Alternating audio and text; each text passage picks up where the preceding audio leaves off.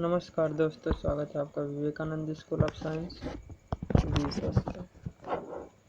तो दोस्तों, आज के इस सेशन में हम लोग देखेंगे कुछ महत्वपूर्ण प्रश्नों के बारे में जो कि इलेक्ट्रोस्टैटिक्स स्थिर वैद्युतिकी से संबंधित है। पहला क्वेश्चन है, हम स्टार्ट करते हैं। 8 कूलाम ऋणावेश में उपस्थित इलेक्ट्रॉनों की संख्या होगी। तो हम जानते हैं Q इक्वल टू NV। एक मिनट देखिए, Q equal to N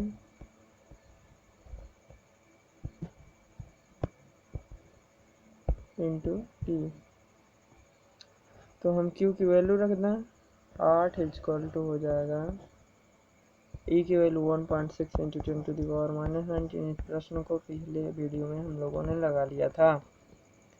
into N 1685 5 into 10⁻19 हो जाएगा। ऑप्शन ए करेक्ट है। आई होप क्लियर होगा आप लोगों को। तो इसका सही ऑप्शन हो गया ए। अगला प्रश्न हम लोग देखते हैं। अगला प्रश्न क्या है? अगला प्रश्न है, निर्वात की विद्युतशीलता का मात्रक क्या है? तो हम जानते हैं निर्वात की विद्युतशीलता एप्सिलॉन नॉट की वही स्थिति है जो कि ग्रेविटेशनल कांस्टेंट जी की है। अंतर कितना है इसमें? किलोग्राम आता है, मतलब कि यह द्रव्यमान हेतु है और यह चार्ज कूलाम हेतु है। तो इसका सही ऑप्शन क्या होता है? कूलाम स्क्वायर प्रति मीटर स्क्वायर। और वहीं जी का क्या होता है? केवल इसको चेंज कर देना है किलोग्राम से, तो होगा क्या? किलोग्राम स्क्वायर प्रति न्यूटन मीटर स्क्वायर। सही option D. I hope clear होगा। बहुत आसान है, कुछ ये नहीं है। अगला प्रश्न हम लोग देखते हैं। आवेश की विमा क्या होती है? तो हम जानते हैं Q equal to I T. Q equal to I T. हम Q को क्यों C नहीं लिख देते हैं? क्योंकि C पर चार्ज है। इसको ध्यानपूर्वक देखिएगा, क्योंकि हमने पढ़ा है कि बीमा किसे कहते हैं। तो व्युत्पन्न राशियों है, तो मूल राशियों के ऊपर घातों को बीमा कहते हैं। तो बीमा क्या होता है? I T equal to Q. तो आई का एम्पियर और इसका टाइम, यह क्या हो गया? क्यू के बराबर। तो मतलब 80 हो गया। 80 कौन सा है? यही है, टी। तो यही ऑप्शन बी सही आंसर होगा। अब हम लोग अगले प्रश्न की ओर बढ़ते हैं और देखते हैं कि अगला प्रश्न क्या है।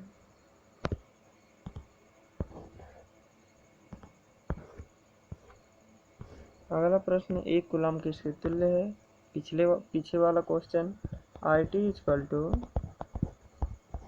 क्यू, यहाँ 1 रख दिया जाए तो 1 ampere second equal to 1 coulomb. तो क्या हुआ? एम्पियर सेकेंड के का एम्पियर सेकेंड। ऑप्शन ए सही आंसर है। अगला क्वेश्चन देखते हैं हम लोग। आवेशित गोलीय चालक की सतह पर वैद्युत क्षेत्र कितना होता है? यह हमको कैलकुलेट करना। कॉन्सेप्चुअल प्रश्न है, बहुत लोग कर देंगे। E इक्वल टू 1/4 ऑप्शन जो Q/R², जो कि गलत है। होगा क्या? गोलीय आवेशित चालक के सतह पर जो वैद्युत क्षेत्र होता है वह सदैव शून्य होता है, क्योंकि जो Q होता है, जो चार्ज होता है, मान लीजिए यह कोई सतह है, तो जो चार्ज होता है केवल इसके पृष्ठ पर फैला होता है। क्यों पृष्ठ पर होता है?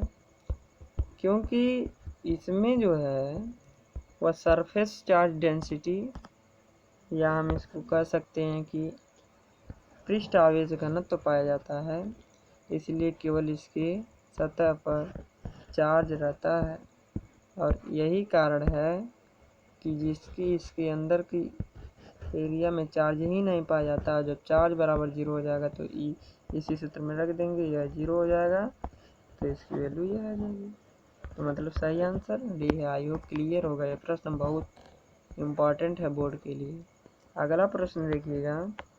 धातु के आवेशित गोले के पृष्ठ से गोले के केंद्र की ओर जाने पर विद्युत क्षेत्र क्या हो गया? वही प्रश्न है कि कोई चार्ज लिया गया, यदि उसके पृष्ठ से केंद्र की ओर जाया जाए तो ई पर क्या इफेक्ट पड़ेगा? हमने बताया कि जब यहाँ से अंदर चले आते हैं, मतलब पृष्ठ पर चले आते हैं, तो ई की वैल्यू शून्य हो जाता है। अब जो शून्य हो जाएगा तो उससे कम थोड़ी क्या जाएगा, वह सर्वत्र शून्य ही रहेगा, सदैव शून्य ही रहेगा। तो इसका सी ऑप्शन सही है।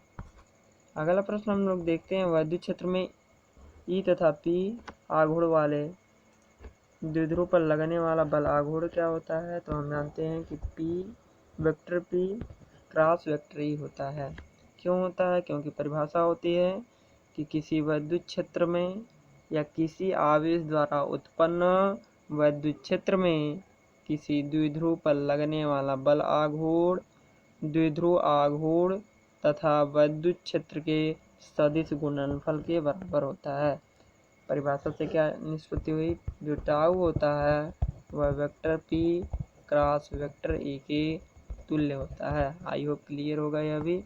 अगला प्रश्न हम लोग देखते हैं, 2 कूलाम के 2 बराबर एवं विपरीत आवेश परस्पर इतनी दूरी पर रखे गए हैं। पिछला वाला क्वेश्चन है, इसको सही आंसर आया था 8 × 10⁻² किलोमीटर। अगर आपने पिछला वीडियो नहीं देखा है तो हम लगभग डेली फिजिक्स से रिलेटेड 10 इम्पॉर्टेंट क्वेश्चन अथवा 15 इम्पॉर्टेंट क्वेश्चन का एक सेशन बनाते हैं, जिसको आप देखा कीजिए, जो आपके एग्जाम के लिए बहुत ही इम्पॉर्टेंट होने वाला है। इसको हम करेंगे कैसे? P = Q × 2L से। 2L देखिएगा, L की वैल्यू यह नहीं लेते हैं, यही 2L की वैल्यू लेते हैं। अब हम यहाँ पर L भी ले सकते हैं, क्यों 2 लेते हैं? कैलकुलेशन को आसान करने के लिए लेते हैं। तो जो 2L होता है वह असल में उसका रियल डिस्टेंस होता है, जबकि बच्चे क्या करते हैं, केवल L को रियल डिस्टेंस लेते हैं, उसमें 2 का मल्टीप्लाई कर देते हैं, जो कि सरासर गलत है। तो यहाँ पर P = Q × 2L, Q × 2L, Q की वैल्यू 2, 2L की वैल्यू 0.04, हम कैलकुलेट करेंगे 0.08 आ जाएगा।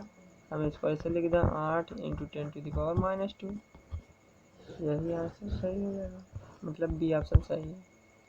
अगला प्रश्न हम लोग देखते हैं, निम्न में से कौन सा विद्युत क्षेत्र का मात्रक नहीं है? बहुत ध्यानपूर्वक देखिएगा। E = क्या होता है? F/Q होता है ना, तो मतलब कि न्यूटन प्रति कूलम भी है। वोल्ट प्रति मीटर है, क्यों है? E = क्या होता है? V/L होता है ना, तो इस सूत्र से यह निष्पत्ति हो गई। जूल प्रति कूलम प्रति मीटर, यह भी क्वेश्चन शायद पिछले बार हम लोग किए थे। E = V/L से, तो इसकी वैल्यू W/Q/L, या हम इसको लिख सकते हैं E = W/Q × L। अब इसका जूल, इसका कूलम और इसका मीटर, तो जूल प्रति कूलम मीटर, यह भी सही है। यही एक गलत है, क्योंकि W/Q जो होता है वह विभवांतर का होता है। इसका होता है W/Q जो होता है वह विभवांतर का होता है, न कि विद्युत क्षेत्र का होता है। तो सही आंसर क्या है? सही आंसर है डी ऑप्शन सही है, जूल प्रति कूलम। आयोग क्लियर होगा। यह भी प्रश्न बहुत आसान है, कुछ ये नहीं, यह भी बहुत आसान है कि धनावेशित आवेशित वस्तु में इलेक्ट्रॉनों की कमी होती है, इसलिए उसका जो मास होता है वह डिक्रीज हो जाता है, और चार्ज जो होता है वह पॉजिटिव चार्ज होता है। कौन सा? Positive charge. अगला प्रश्न हम लोग देखते हैं, वायु में प्रकाश की चाल इतनी है। यह भी प्रश्न हम कल किए थे। तो आज के लिए इतना ही। यदि आप हमारे चैनल पर नए हो तो चैनल को सब्सक्राइब कीजिए, वीडियो पसंद आए तो लाइक कीजिए, और अपने व्हाट्सएप तथा फेसबुक ग्रुप पर बहुत से लोगों के पास शेयर कीजिए। बहुत बहुत धन्यवाद।